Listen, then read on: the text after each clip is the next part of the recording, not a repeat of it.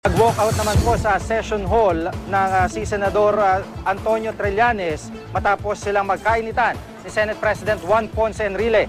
Nagbitiw si Trillanes sa Senate Majority dahil wala na raw siyang tiwala kay Enrile. Ito'y nang tangkain ni Enrile na basahin sa floor ang notes ni Philippine Ambassador to China, Sonia Brady, kaugnay sa pulong niya kay Trillanes sa Beijing noong Agosto. Dahil dito'y nag-walkout si Trillanes. Pero itinuloy ni Enrile ang kanyang talumpati.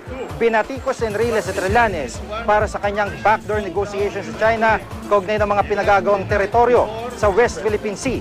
Dagdag pa ni Enrile, lumalabas sa payag ni Trillanes na gusto na niyang palitan si Secretary Albert Del Rosario ng Department of Foreign Affairs. Si DILG Secretary Mar Roas daw ang gusto ng Trillanes na kapalit ni Del Rosario.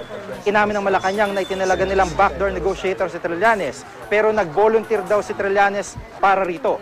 Wala raw alitan sa pagitan ni Del Rosario at Trillanes. Tumanggi naman magkomento ang Malacanang kung may mabuti bang naidulot ang back-channeling ni Trillanes. Si Del Rosario ay di pa rin daw nangunguna sa negosasyon sa pagitan ng Pilipinas at China.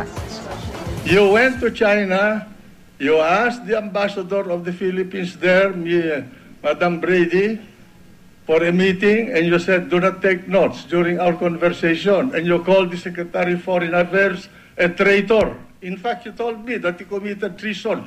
Yes, it was an executive session, and we're not supposed to And I divulge will what's read, happening in you the... want, I will read into the record your conversation with Brady But it's and his supposed to notes to the Department of Foreign It's Affairs. supposed to be a confidential matter. Yes, but there's nothing confidential. Even in the executive meeting, cabinet meeting, in the